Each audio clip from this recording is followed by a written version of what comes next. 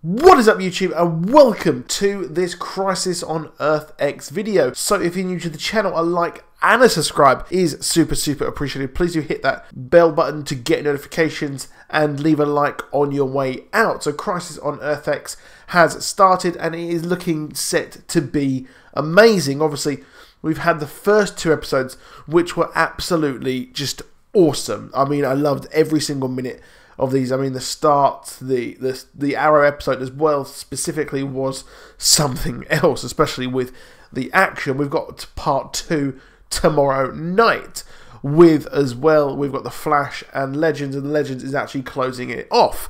But in Supergirl, what I like about this is last year there was a lot of criticism because Supergirl wasn't really part of the 4-night crossover. We just had Cisco and Barry pop up at the end, and they were like, "Oh yeah, we've got this problem here. We've got a real yeah. Can you come over to our Earth and actually help us? Yeah, could you help us out a bit here?" But what actually happened here is it's all seamless. So we open with Supergirl, but it doesn't really feel like a Supergirl episode. And Arrow, we only really have the Arrow episode. It doesn't really focus much on really anyone, which I think is a lot better, and this does feel like a real movie. So we start off, we show each one of these characters or the teams where they actually are, and it's really cool. So we open with King Shark, and well, I don't really like the fact that what we had here, we had the start of the episode and we had them going on about the wedding. We know the wedding is the reason why this whole thing actually happens, but we have Iris going on about it, then we have Felicity going on about it as well to Arrow, and it's just I really don't like it, especially when he was like trying to fight ninjas. It's just like, oh, it's no Damien Dark, is it? But it's like, Felicity, did you ever fight Damien Dark? No. Do you ever fight?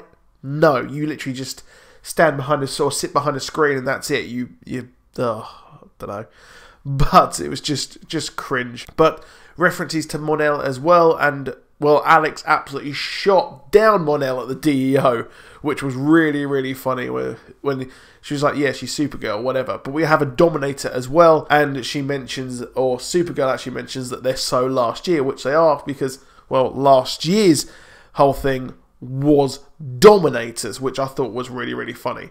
So we did actually have the start of this episode 2 other little Easter eggs. So when Supergirl was fighting the Dominator, or just before, we did have a villain from Deep Orbit, which did turn out to be the Dominator, but we actually had a Helgramite actually mentioned as well, and obviously this character has actually been featured on the show as well in Supergirl, which is pretty interesting, that it kind of hints towards that there may be another one as well. But we also had a Kazanian, however you pronounce that name, but the only Kazanian is actually Lobo. So Lobo is a huge villain from, or now actually a hero in the Justice League of America comics, which I think is pretty cool. You know, the fact that we might get Lobo in Supergirl is a huge thing. He has battled, of course, the Justice League, Superman, just loads of characters he has fought, and he is like the kind of the DC version of like the Punisher and Wolverine, some kind of like tortured anti-hero badass. But we have everyone come over, or everyone kind of converge for the wedding, and again we get another Felicity moment, which I absolutely hated. The fact that, well, we have Oliver propose at the wedding of, or the rehearsal dinner. I think that's the rehearsal dinner at Central City Jitters. Yeah, bit cringe about that as well. But I guess that's where she used to work. But if she worked in like a supermarket, would she have her rehearsal dinner there? But Oliver actually proposes, or tries to propose to Felicity there as well, and then Felicity, as usual, awkward, actually just goes cringe and then blurts out the fact that she doesn't want to get married to him, which is just, it's just bad. It's just bad, really. But we actually get the wedding, which looked really amazing. I loved that we had some really funny moments, especially with Heatwave sitting next to the police as well, which was really funny. I would have thought that, you know, the police would recognise, or Captain Singh would actually recognise Heatwave, considering the fact that he was a huge criminal. Yeah, a bit weird there. But we also see someone actually talk to Barry. And, well, this is a girl acting all awkward and things. And I was sitting there, I was like, hold on a minute. Who could that be? So it's not going to be a villain. She's too smiley to be like an undercover villain. What if it was his future daughter who actually came back in time to watch his wedding? I thought that would be really, really cool. Dawn and Dawn actually there, or who become the Tornado Twins, that his kids as well. And, well, yeah, I thought that'd be a really, really nice touch, which then could lead us into Bart Allen down the line. But he mentioned that we're going to need more nappies, which obviously means that he could have twins, or they could be setting up Cecile's kids to be the Tornado Twins, which I really, really highly actually doubt. But we've also got something else going on, and that is the Firestorm Matrix conundrum, which is really funny, the fact that Martin Stein couldn't actually work this out whatsoever, but Cisco was able to essentially invent a machine that did it straight away. I'm not sure why Gideon couldn't actually do that. You'd think that Gideon is super smart, of course, but Gideon was in no way able to actually work it out. So yeah, a bit odd there, if you ask me. But yeah, we've got that going on, and the split between the two, and we have a funny Spider-Man reference yet again. There's a hell of a lot of Marvel references in these DC, at least in the CW episodes as well. It's just really, really odd, if you ask me, that's the route they're going. And he was really the spectacular Sticky Man, which really actually did make me proper laugh. It was really, really funny. But we've got Earth X who have invaded, and the fight scene here was absolutely amazing. I loved every minute of that fight scene. Now, in this episode, we had really not a lot of Wally West, which was a shame, because I thought his parts where he was speedstering in and saving everyone was really, really good. But he's just been put on, kind of civilian watch duty, which was a bit weird, to be honest, considering that, he's a speedster and you're going to need as many speedsters as you can, considering arguably they are more powerful than Arrow and Supergirl, to be honest. And we also saw Killer Frost fight as well. I'm not sure if we've seen that sort of weird, like, huge arm thing, like her arm turned into a massive spear before. I may be wrong, but that looked so damn cool. I loved seeing her fight, and I really am a huge fan of Killer Frost. I love how sassy she gets as well when she turns into the Killer Frost persona. It's just so funny. Now, we also had Alex and Sarah have a hookup, which, you know what? I actually am going to ship the hell out of this, because they are two awesome characters, and, well, it can't hurt, can it? Maybe. But the problem is, I can't see Alex having a relationship, not only across dimensions, but also time as well. So I can't see that ship lasting that well, and it is really a one-night stand, as Alex actually said.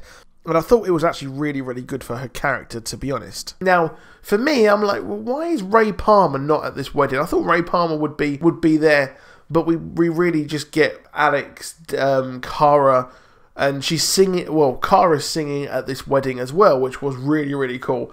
And it references that musical episode where obviously she was singing, and she's singing the song that Barry actually sung to Iris in that musical episode as well, which was really, really good. It's made me really, really, really want another actual musical episode, which is a real shame that we never actually got another one this season. Hopefully they change their mind after the mid-season break, and they're like, you know what, let's do that. Let's have another musical episode, which I would really, really want, to be honest. It's a real shame that we never actually got that.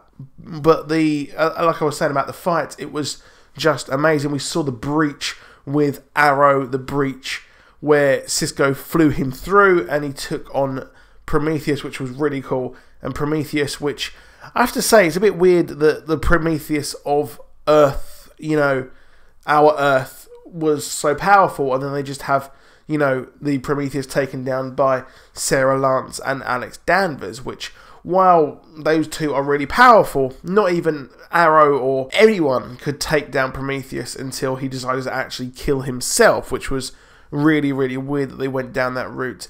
But it is Tommy Merlin, which I thought that was pretty awesome. I really did like this reveal. It was kind of signpost, kind of obvious that would actually happen, but it really is a nice fit. But you know what, he did kill himself straight away, which is very, very similar to what the Nazis probably would have done if he was captured. It was an elite group. But we do learn that the Earth has been, well, the Earth X is the full Nazi place. It's very kind of meta in the High Castle here, which I thought was really, really funny. A joke that I came up with because, you know, Man in the High Castle, metas and things like that. But I have to say this first episode was really, really good. It was a really, really strong start, and it really does feel like a proper crossover here. It does feel like a huge action movie, and I'm looking forward to maybe watching them all together back to back as a full movie maybe later down the line. Now, in the Arrow episode, the second part of the first part, I guess that it's a bit weird how that all works out, but we actually really learn more about what is going on here. We learn properly that this is the Reverse Flash. Now, the Reverse Flash has fully returned here, and, well, while he's actually dead, yes, he did die both in The Flash, and we also had him die in Legends of Tomorrow. Well, I thought it was really cool here, the fact that he's now back, and it's due to his, like, obviously time-traveling nature, and he actually references that. And this is probably someone, maybe, it might be close to The Flash Season 1, considering he's put that face back on, I would say. And this is possibly the reason why we haven't got a kind of evil version of Barry in this one is because, well, last season, that's what they actually did. So you've got Overgirl, and you've also got the Dark Arrow, who actually are in a relationship together. So that's quite cool. They're working together, and that's why they have their motivation, and they have that relationship together as well, which is pretty cool. I don't mind that. I like that idea that he's trying to save her because she's actually dying. And the Reverse Flash is the evil scientist behind all of this. And, well, it would make complete sense that he's causing all this trouble for Barry. And we've actually not got an evil version of Barry, but we've got his greatest enemy of all time, which that's who I think is his greatest enemy of all time. It is, you know, the Reverse Flash.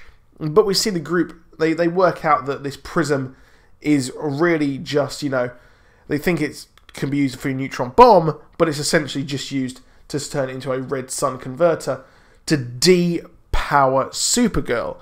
But they get this from Dayton Optical Systems, which is, yes, it is a huge Easter egg. This is a huge one for Doom Patrol. Now, Optical Systems is kind of, it references Mento, who wanted to kind of impress Elastigirl and things like that. So it's quite a big thing that we've got the Doom Patrol, which is a really deep cut from the comics and has actually been rebooted, sort of, by Gerard Way of My Chemical Romance, who I absolutely love.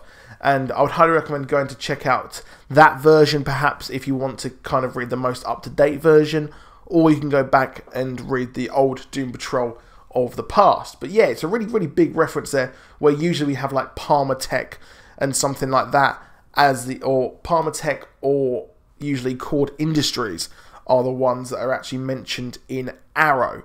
So this is an Arrow episode as well. So yeah, really big there. They reference Mento, which is, you know, like, he's obviously super intelligent. So I don't know if we're going to be getting that moving forward. But all of this is a ploy to really just save Supergirl, or Overgirl, who's actually dying because she's been exposed way too much to the Earth's radiation, or the Earth's sun's radiation, the yellow sun's radiation, something like that. But that is a huge reference to All-Star Superman, which, if you haven't read All-Star Superman, go and read it. It is really good. And this deals with Superman who's actually dying because his radiation has just kind of overpowered him. And we also have a reference to Red Sun, where we've got Overgirl, who is... Red Sun is where Superman actually grew up and landed in Russia. So here, I know we've obviously... This is an Earth X reference, but this is very much like Red Sun, where we've had her kind of be involved with the wrong side, or the other side, so to speak. But a really, really fun episode here. Again, a hell of a lot of fighting, lots of really, really cool, fun fighting scenes. And we see as well good old Heatwave trying to get in Killer Frost's pants yet again, and him trying to scare her because he doesn't want Caitlin to know. He wants the evil Killer Frost. That's who he wants. He's absolutely obsessed with Killer Frost, which is really, really funny. And I really did like the way that worked out. Now, one thing which I didn't mention was the Kryptonite arrow, which again was really, really cool. But it does remind me of Batman, and Arrow has really drawn a hell of a lot of comparisons to Batman. And, well, Batman always had Kryptonite on hand, just in case Superman turned rogue, or there was a rogue version of Superman. So, yeah, it looks like Arrow has kept things on hand just in case. But the question here is that would the Kryptonite of this Earth actually work on someone from Earth X?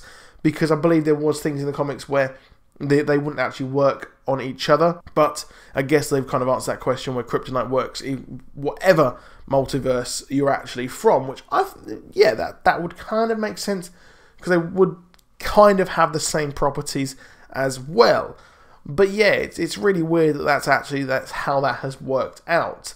And this is all done, this whole thing is literally just done to save poor old Overgirl. And I was hoping that maybe Earth X was being destroyed and things like that. But yeah, it's strange how this works out. But the group really are here again on the back foot. And one scene which I absolutely loved was when we saw the Dark Arrow. He was actually fighting the Team Arrow. So he's fighting everyone, and then suddenly Mr. Terrific and the Black Canary, Dina, pop out and actually appear to fight him. And, well, he obviously wins because, you know, he is the Arrow. He is their mentor, and he's the evil version, so he will go a bit further, just like Tommy Prometheus actually said.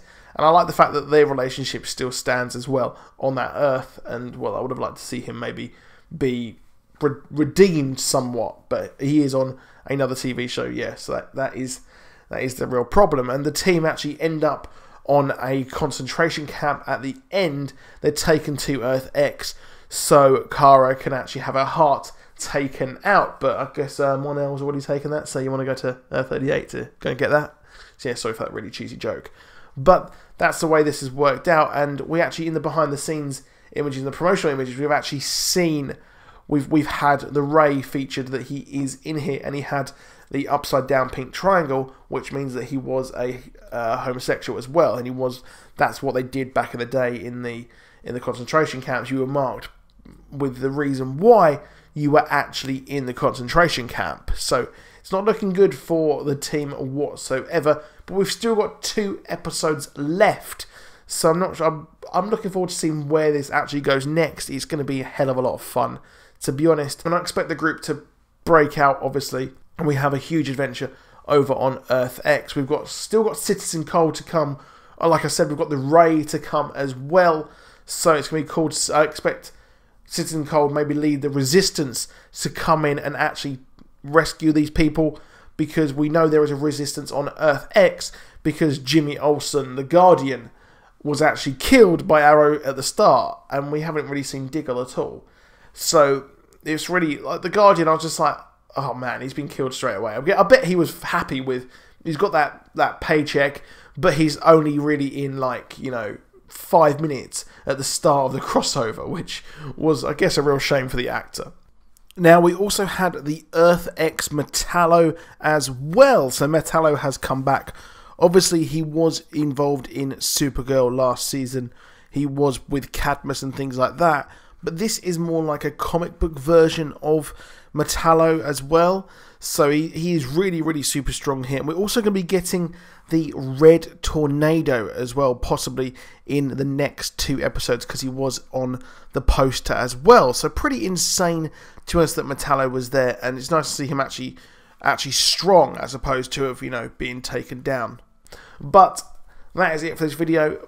Please drop a like. Please subscribe. And I'll see you soon. Goodbye.